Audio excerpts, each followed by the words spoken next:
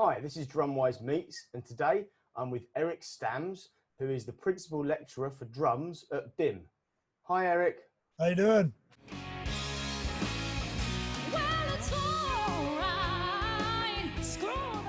So, what's your equipment of choice at the moment? Now, when I say at the moment, obviously we're in an unusual time right now. So for most people, the equipment list is generally going to be a laptop and something. But in terms of drums, what's the kind of main stuff that you use? Well, I'm not really a gearhead, to tell you the truth. I find stuff that works, and I pretty much stick with it. So you can see that I'm kind of a vintage Gretsch head, really. I've got 3 Gretsch kits. I've got a new one and 2 old ones. So I've got a 50s round badge kit, which I actually found in bits in flea markets or car boot sales, as you say in the UK, in the United States, and that's been my kit of choice. And this is a 60s hex badge kit, although you can see the floor tom's blue. So yeah, so I use Gretsch drums and Sabian cymbals. I've got a bunch of Sabian Vanguards. They've been really good to me over the years. Regal tip drumsticks, Remo heads, and that's pretty much it. I know people are, people like Elliot Henshaw. You were talking about Elliot. Hello, Elliot. He's got like 30 snare drums. I've got 5. That's okay. Yeah, I agree. Like, you don't need loads of gear. However, I have a snare drum problem, but you're not alone. I know a lot of people who do. But I agree that yes, you can only play one at a time, or maybe 2. Well, yeah. 5. It depends on the setup. Yeah, I spoke to Jason last night, and his setup is monster. So he might disagree with that. So the next one you've been asked a lot here. So what age did you start drumming, and what bands did you grow up listening to? Well, yeah, I was thinking about this. I started when I was 10, and back then in New York, there was just the local public school. Public school in the United States is the state school, not public school like you have here. So state school, whatever, comprehensive, or junior school. They had a music program, and it was mandatory. They came in the class one day and said, band or chorus. And I looked up and said, what? Band or chorus? You had to choose one. So I wound up playing drums at 10. I couldn't even close the hi-hat. You know what I mean? I'm sure you've met some students that age who can't close the hi-hat. That was me. And it just soared from there. So at that point in my life, my parents were really part of the kind of counterculture movement. So the music I was listening to as a kid, I was growing up on like Crosby, Stills and Nash and Joni Mitchell and Bob Dylan and the band, and my dad's jazz and rhythm and blues records from the 50s. But for myself, I started playing drums listening to disco records. So literally like Donna Summer records and, Sugar Hill Gang, like early hip hop. And I was an absolute Kiss fanatic at 10 years old, Kiss and Cheap Trick. I grew out of that all quite quickly. So it's a bit embarrassing, but I'm not ashamed to admit it.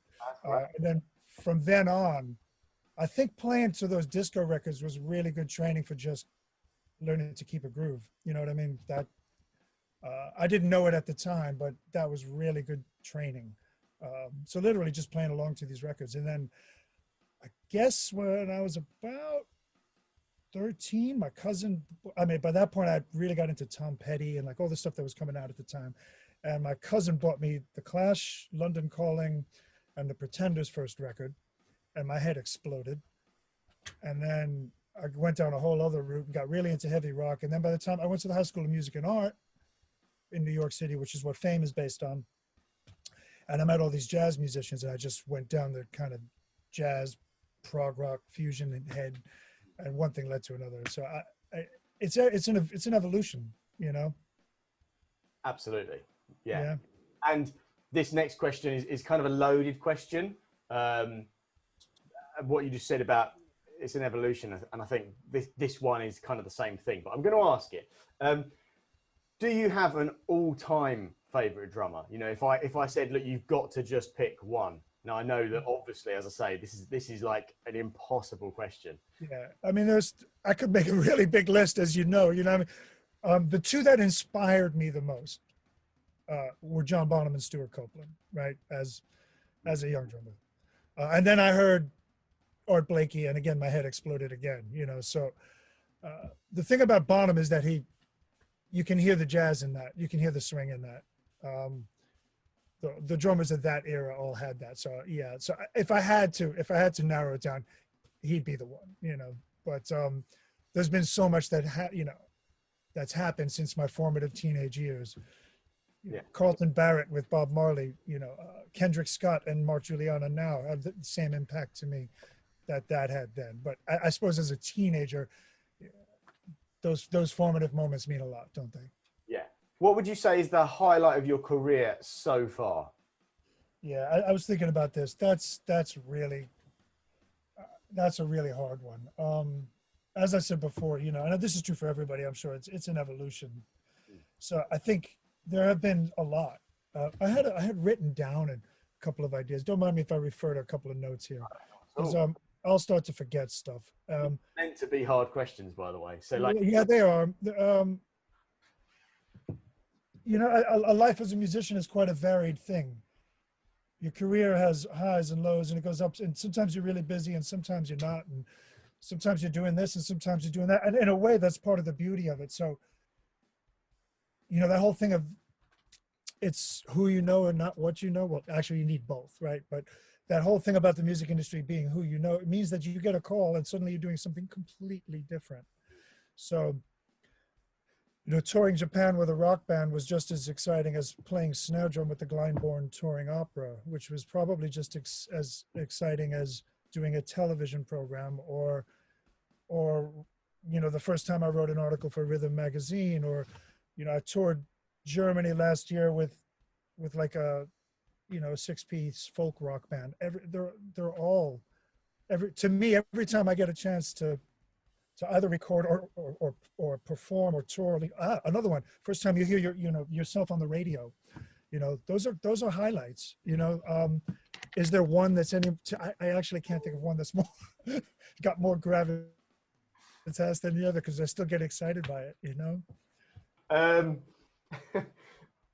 So this one's kind of from the educational point of view. Yeah. Because I think a lot of students don't like really fully understand this. So when you first get a gig with a new artist, how do you learn the songs, or how are you expected to learn the songs? So is there an element of writing out some drum music, or just listening to the audio, or are you given the sheet music? Oh, here you go, Eric, here's the sheet music to the entire show. You know, how's it kind of worked for you? Well, if you just do one thing, then it's probably always going to be the same. So if you're Phil Rudd in AC/DC, nobody's writing it out for you. You come up with your own parts and you just do that. Most of us don't have careers like that. We want to, as you're saying, you know, you're playing in a show. So it's not unusual to get a phone call where somebody says, hey, can you do a gig next Thursday? You know, whatever. It could be a function gig, could be whatever. Yeah, sure. Cool. I'll send you the set list. And I've had this happen. 35 songs. Right. I know 6 of those. How do I go about processing all that information? Well, hopefully your teacher has taught you the basic understanding of some ideas about transcribing and notation, and writing out the form in a cheat sheet. So anyway, for me, more often than not, I tend to play original music with bands that write their own, and they tend not to be that into notation in that way. You know what I mean? So it's up to me to listen to it and figure out what's going on. I have had entire scores given to me, and that's a whole other thing. But generally, it's okay, listen and learn these tunes. Well, how do you go about that? I think it's very important that teachers teach their students the art of intensive listening, right? Which my teachers kind of explained to me, so that you can process, what's the kick drum doing? What's the hi-hat doing? What's the snare drum doing? What is that? You know what I mean? So for me, in short, I listen a lot. So if I've got to learn a bunch of songs, I won't even go near the kit. I'll just start listening in the car, on my iPod, whatever. Just listening, learn the melodies of the tunes, the structure, tap along on my legs. So by the time I actually get to the kit and start to work out the mechanics of it, I know the tune already. Right? That's a real, to me, that's a Kickstarter. And then I would sit down, even before I get to the kit, I would sit down and start to transcribe it. And I'll start with the big picture and then narrow in on the details. So what's the tempo? What's the time signature? What's the form? Basic groove, basic structure, repeats, whatever. And then I'll start to add detail. So it's like you're coloring it in. You draw the sketch and then you color it in. And then I'll still be in, sometimes I'm still listening to listening to the tunes on the way to the gig or the session, because I want it fresh in my head, Yeah, absolutely. And I think a lot of, certainly in my experience, a lot of students are guilty of, right, I want to learn this song. And I go, right, okay, cool. Let's have a listen. And you put it on and you say, have you listened to it before? Oh yeah, once. So you put it on and then they're sat here on the student kit. And then I'm sat there listening to it, working out what it is. And I've said to them, listen to it. And then all of a sudden they can't help themselves and they're just, and you're like, no, listen. Like you ears before you start playing. So what you're saying about, listening to it loads before you attempt to play it. Because I think that they often they play too soon and then they're missing stuff because they're playing over the top of it and they can't hear it. So yeah, I find that that's a big thing. Listen, guys. But I mean, they all did it. People need to learn how to listen as well. Like you can listen, like you can hear a bunch of guys in a pub playing Superstition or a Red Hot Chili Peppers tune. It doesn't matter, and it's approximate more often than not, So I think as a musician, if you're really interested in stuff, you're going to listen over and over again. To really hear the intricacies of it. I made the analogy yesterday in one of these classes I was teaching, like I said. It's like, you ever watch The Simpsons? If you watch it a second or third time, you see all kinds of stuff that you didn't see the first time, right? So if you start listening to music that way, you really start to understand the artists that you're trying to learn from or emulate in a deeper way. That you won't get just, oh yeah, I know what that is. Cool, verse, chorus, bridge, whatever. Yeah, but what's the kick drum actually doing there? Why did he do that? Oh, that marries up with what the bass is doing or the vocal line. You don't get that first time down unless you're Buddy Rich or Dennis Chambers with amazing ears, but intensive listening, that's the way, So now just kind of going on to the teaching side of things. So what made you start teaching and when did you start? This is a funny one because it's hard, really, the world's gone qualification mad. So when I first started taking lessons, I never asked for anybody's qualifications. Somebody recommended a tutor to me and I went and had some drum lessons. And they either were good at it or not, which is a funny one. So at 16, I think, somebody asked me, hey, could you show me a couple of things? So it was a friend of a similar age who I think was, he wasn't a musician. I think he was studying art or something. We were in high school. So I started teaching somebody that knew less than me up here. And what I did was I didn't know what I was doing, except I taught him what I knew, right? And in the way that the 2 or 3 teachers that I had at that point, because I started when I was 10, had taught me. So I literally was kind of copying the way people taught me, Luckily, that was a pretty sound method because quite early on, somebody hipped me to the Buddy Rich snare drum book and stick control and notation and all these things that are now the 10 greatest drum books of all time. I was already aware of that at 16. So I couldn't go that far wrong, if you see what I mean. Because I was showing them what it turns out to be the right stuff. And so, yeah, I was 16 when I started, and that just led to another and another and another. And, I guess from the time I was 16 to the time I was in my early 20s, I had between 3 and 5 students on the go at most times. I'd go to their house or they'd come to mine. And generally it was just people who knew less than I did, you know what I mean? But as I got older, I learned more and had more to give. The weirdest one was my younger brother had an older brother who was a drummer, like in the neighborhood in the Bronx. He was, oh, Steve's a great drummer. Steve. And Steve comes to me to ask me for drum lessons. So he was like the older teenager who came to me in the neighborhood saying, look, could you show me a couple of things? I heard you were pretty good. And I didn't know what to do with that. And he wasn't that good. So he had like missed all the foundations and stuff. So I was able to show him a bunch of things. That didn't go on for too long because I think he felt a bit weird coming around, you know. But so there were about 3 or 4 lessons over time. So that's how it started for me. Yeah, cool. And I on a side note with that, I really believe that selecting your teacher is really important because often I've had people say, oh yeah, I had lessons with this guy. He's in this massive band and, you know, he's touring the world. And I'm like, yeah, but is he a good teacher? Yeah, that's a different thing. A good player doesn't necessarily make a good teacher at all. No, No, it's a very, very different thing, I think. So it's just, yeah, it's about selecting the right teacher, isn't it? Yeah. I mean, you know, I had a bunch of lessons with a guy called Jerry Gonzalez, who recently died. He's an Afro-Cuban percussionist and trumpet player from New York. I mean, heavyweight. Played with Dizzy Gillespie, played with Jocko. He had a band called the Fort Apache Band. I had maybe 6 lessons with him because he taught at the New School in Manhattan. It was a course, but he didn't really care who turned up. So a friend of mine was on the course, but I just went along. So I had like 6 or 7 lessons with him, learning to play some Afro-Cuban rhythms on the drum kit.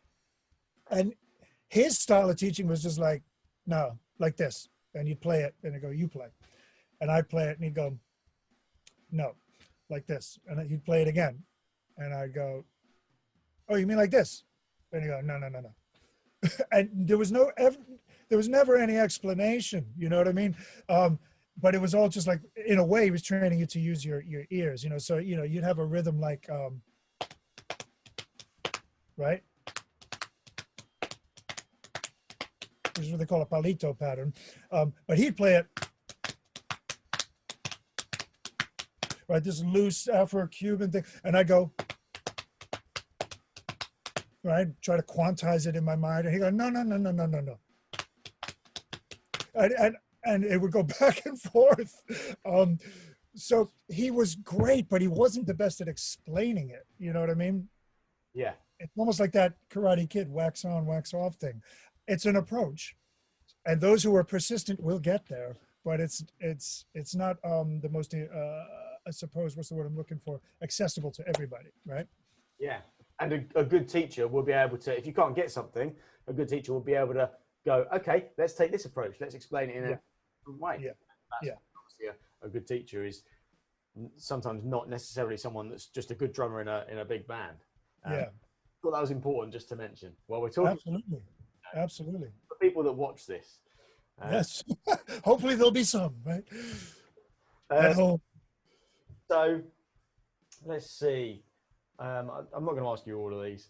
How do you motivate your students to practice? I mean, I suppose the BIM students, maybe that's slightly different to, like, you know, private students or whatever, but how do you find that you motivate people? Just, I suppose, for people that watch this that kind of are teaching and they find it hard to inspire or motivate. Well, as you said, BIM students, you know, they've signed up for something. They've shown quite a high level of commitment by just engaging with a 3-year course, right? If it's a degree course. However, you'd be surprised that, you know, just people are people. Some people aren't as driven as you'd like. I mean, to be honest with you, if you're pursuing a thing like this, my assumption, and it's not even an assumption, I'm saying, like, if you want to do this, if you want to play guitar, you want to play drums, you need to want to. So the first thing is, like, do you really even want to do it, right? So you know, we're hoping if you don't like it, go do something else, right? So there's an assumption there that, like, you do want to do this. So I try to get students to own their own education and to want to do it. That's the first step. Like, if you don't want to do it, that's fine. Go do something else. Because sometimes parents just want their kids to do something for 45 minutes and send them to you, you know? Or sometimes they think they want to do it, but don't really, I suppose, don't have the motivation to go through all the hard elements. Guitars hurt when you hold them at first, right? It hurts the fingers. You have to get through that. So anyway, my point being, I think a big part of it is to be really enthusiastic and engaging. So I try to find, grades. I don't tend to do the grades. I have done, but I try to find what the student's interested in. Like, so what kind of music are you interested in? All right, let's check out a song you like, and we'll start there. You know what I mean? And then you can rope that in, because in the end, all these things are quite similar. You could compare a Beyonce track with a Janis Joplin track. You can, you know what I mean? There are things that, it's going to come back to an old Motown beat sooner or later. So I tend to, as a personality, I tend to be quite animated and enthusiastic. So I think that helps. And I remember seeing my dad. My dad was a PE teacher in the Bronx in New York, and kind of had glimpses of, some bring your child to school day and things like that. And my dad was quite a force to be reckoned with. I think I learned a lot from watching him, just about holding a floor, because I think that's the thing. Like, you've got to engage people. So it's one-to-one is one thing, but a group of students is another. You've got to, it's like giving a speech at a wedding. You've got to hold the floor and engage the people. So part of that is having the knowledge that you can pass on, but also keeping them engaged, whether that's making them laugh, playing them something that's exciting. Being excited about it yourself makes a huge difference. Yeah. In my thinking, in my opinion. Absolutely. Yeah. I agree. So what are your hobbies away from drum? And this is a kind of strange one. As I've done these interviews, it's kind of developed a little bit, because I've found that a lot of people I've asked this question to have gone, well, my hobby is drums. And it's a weird one, because obviously we're all drummers, and we all started out with this hobby of drums that's kind of become our livelihood in one way or another, teaching, playing, whatever. But for me, drums are still my main hobby, even though it earns me all of my income. So it may well be that your answer is drums. But yeah, well, when you asked, you sent me through some ideas for questions. My answer to that is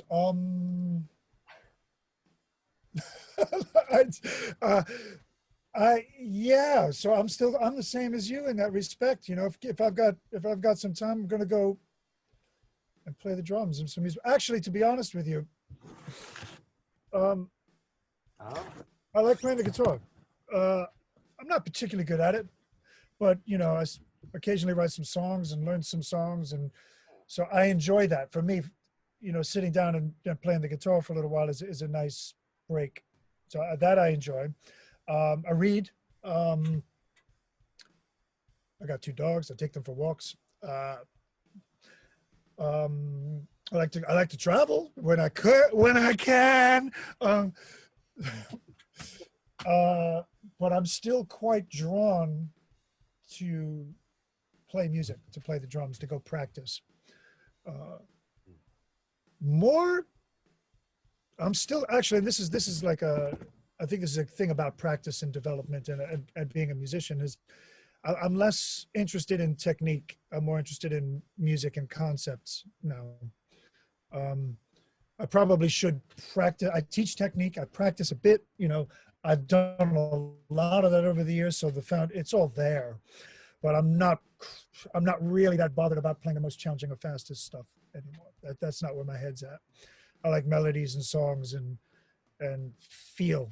You know what I mean? Yeah, absolutely. And yeah, I think a moment for me where I didn't bother, not bother. A moment for me where things changed a little bit was I went to, so one of my teachers is the UK Tech for Steve Ferrone. And I went to 360 band, so the 3 remaining members of the Average White Band. They had a local gig to me.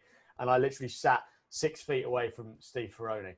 And watching him play, I mean, obviously technique incredible, but the thing there was just his groove just made me like, yeah. And I was just like, this is what it's about. It's just about like the groove that man has got was just incredible. Yeah.